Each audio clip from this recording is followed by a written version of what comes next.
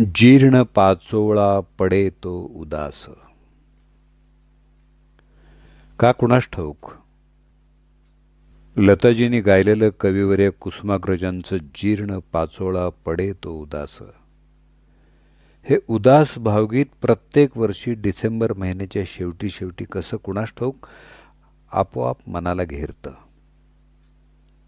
नकळत सारखं गुणगुणलं जातं. आड वाटेला दूर एक माळ, तरु त्यावरती एकला विशाळ. अशी साधी सुरुवात करून सुरू होणारं हे सुनीत त्याच्या प्रत्येक कडव्यातून मनाला अगदी आतून उदास करत जातं. मनुष्य वस्तीपासून दूरवर असलेला हा निर्जन माळ कविवर्य शिरवाडकरांनी कदाचित मुद्दाम निवडला असावा. तो शरीराबरोबर मनालाही जगाच्या कोलाहलापासून दूर घेऊन जातो. जेव्हा आपण गावाबाहेर दूर येतो, वस्तीच्या जवळपासच्या सगळ्या खुणा पुसल्या जातात, तेव्हा आपोआपच एका मोकळेपणाचा, विरक्तीचा, रिकामेपणाचा अनुभव सगळ्या आसमंतातून जाणीवेत शिरू लागतो. वरचा आकाशाचा अमर्याद घुमट, क्षितिजापाशी दिसणारी पृथ्वीची गोलाकार लांबच लांब सीमा आणि या सगळ्या पार्श्वभूमीवर असलेलं एखाद्या टिंबासारखं आपलं नगण्य अस्तित्व काही वेगळ्याच मनस्थितीत घेऊन जातं. तिथं विरक्तपणे उभा असलेला कुसुमाग्रजांचा हा एकला आणि विशाळ तरु जणू एखादा बैरागीच वाटू लागतो. वर्षाचे सगळे ऋतू म्हणजे अगदी वसंताच्या बहुरंगी सोहळ्यापासून ते ग्रीष्म, हेमंत आणि शरदाच्या पानगळीचं दुःख मूकपणे अनुभवलेला, जीवनातली सगळी स्थित्यंतरं शांतपणे पचवलेला हा प्रबुद्ध महात्मा आता जणू अगदी तटस्थ झालाय. सगळ्या ऐहिकातून निवृत्त होऊन आत्ममग्न बनलाय, चिंतनशील झालाय. परंतु जीवनाचा प्रवाह तर सतत ओघवताच असतो. उषा जीवनाला शिंपीत येते.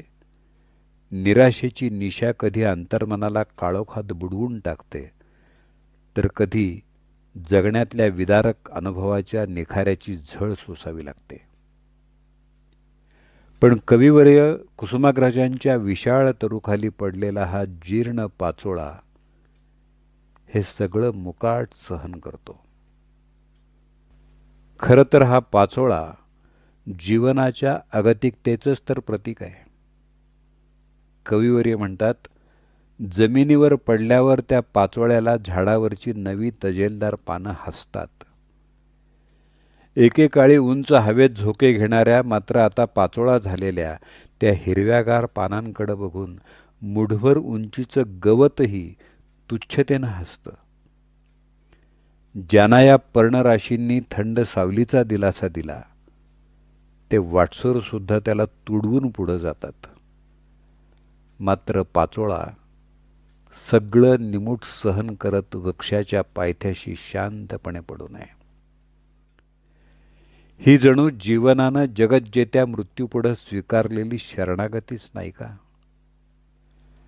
इंग्रजीतल्या सॉनेट काव्य प्रकाराला आपण मराठीत सुनीत म्हणतो. सुनीताच्या शेवटच्या 2 ओळी त्या कवितेच्या मूळ भावविश्वाला छेद देणाऱ्या असतात. कुसुमाग्रजांच्या या कवितेत मग शेवटच्या कडव्यात सगळं चित्रच पालटतं. एक दिवस मोठं वादळ येतं आणि त्या वृक्षाच्या तळाशी पडलेल्या त्या उदास पाचोळ्याला घेरतं. त्या शुष्क पानांना तो चक्रीवात अलगद उचलतो आणि झपाट्यानं गोल गोल फिरवत दूर कुठंतरी घेऊन जातो.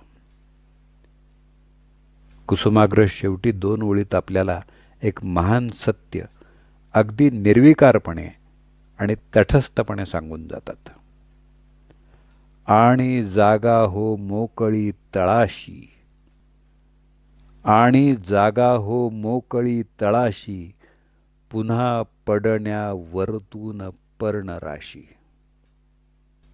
वृक्षाच्या तळाशी जिथं त्याच्याच पानांचा पाचोळा पडला होता तिथं आता मोकळी जागा झाली आहे. शरद ऋतूच्या शेवटी येणाऱ्या वाऱ्यानं त्याला तिथून दूर नेलंय. हे चक्र अविरत सुरू राहणार आहे. पुन्हा नवी पालवी येणार, तिची मोठी पर्णं होणार, त्यांचा पुन्हा पाचोळा होणार आणि पुन्हा तो दिगंतरी निघून जाणार. किती शाश्वत अनुभव.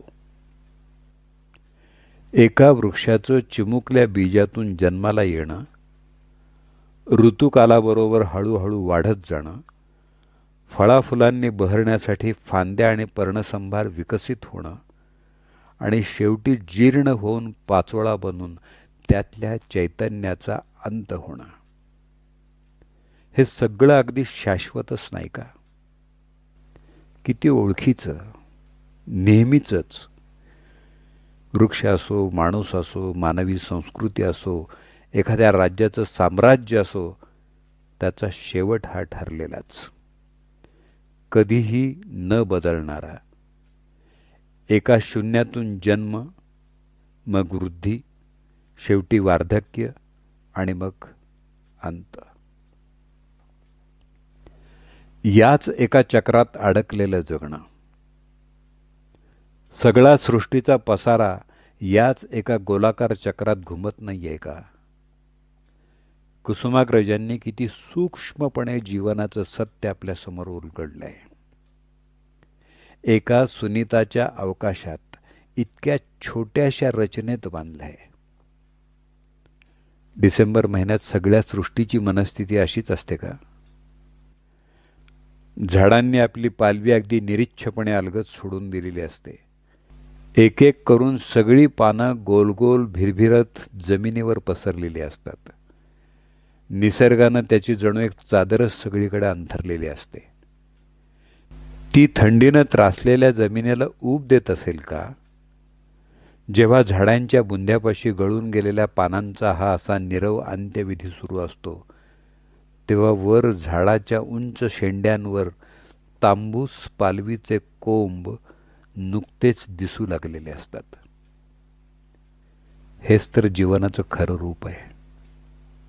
जे संपणार ते संपणारच, पण म्हणून सृजन कधीच थांबत नाही. ते अखंड अविरत सुरूच राहणार. अलीकडे तर शास्त्रज्ञही सांगतात की सतत आपल्या शरीरातील पेशींची झीज सुरू असते. त्या मरतात आणि नव्या निर्माण होत राहतात.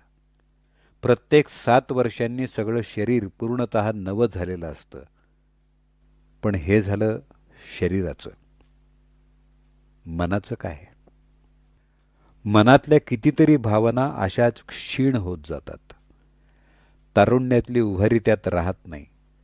अवतीभोवती घडणाऱ्या घटनांची स्पंदनं मनाला जाणवू नयेत इतकं ते बधीर झालंय की काय असं वाटू लागतं. सगळ्या जाणीवा, संवेदना मंद तरी होतात किंवा बंद तरी होतात. अशा वेळी पुनरुज्जीवन कसं सुरू होणार? खरं तर इथंच खरी गंमत आहे. आपण मनाला उगाचच शरीरात कोंडून ठेवतो, मर्यादा घालतो. निसर्गाकडे पाहिलं तर कितीतरी सूक्ष्म गोष्टी स्पष्ट दिसत असतात. पानगळीत कोरडं ओकबोकं झालेलं निष्पर्ण झाड नवी पालवी आणतं कुठून? ती काय त्याच्या डहाळ्यात, फांद्यात किंवा खोडातही नसते. त्या झाडाची मुळं किती खोल गेली आहेत, त्यांनी जमिनीच्या पोटात किती खोलवर चाचपडलंय, धरणीच्या अंतरंगात कुठं जिवंत जलस्रोत, ओलावा शोधून काढलाय, यावर त्या पालवीचं सृजन अवलंबून नसतं का? खोडा इतकी जाड दिसणारी मुळं जमिनीत किती लहान होत जातात. त्यांची त्वचा कशी बदलते, पाण्याचा एवढासा थेंबही शोषून घेता येईल इतकी ती नाजूक होत जाते. वर राठ दिसणारी मुळं जितकी खोल जातील तितकी आत कशी मऊसूद दोऱ्यासारखी, वेलीच्या तंतूसारखी हळुवार होत जातात, याचा आपण कधी विचार करतो का? जर मनाचंही सृजन व्हायचं असेल तर अशी मनाची मुळं आजूबाजूला खोल गेली आहेत का हे पाहावं लागेल ना. शरीरासारखं मनाचंही नवनिर्माण व्हायचं असेल तर आवश्यक ओलावा शोधलाय का? आतली शुष्कता संपवायची असेल तर बाहेरची आर्द्रता शोषून घ्यायची क्षमता मिळवली आहे का? मननाची मुळं तेवढी स्वीकारशील झाली आहेत का? गेलेल्या क्षणांचा जीर्ण पाचोळा उडून जाताना हा नव्या पालवीचा विचार किती महत्वाचा आहे. त्यासाठी मनाच्या मुळांना अधिक संवेदनशील व्हायला हवं. नव्या पालवीचा शुभशकून पाहायचा असेल तर खोल शिरून ओलावा शोधावाच लागेल ना.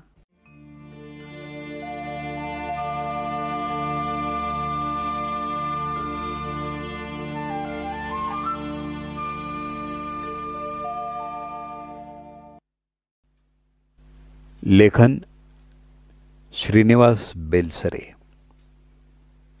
दूरध्वनी क्रमांक 7206330003 7208633003. वाचन दत्ता सरदेशमुख.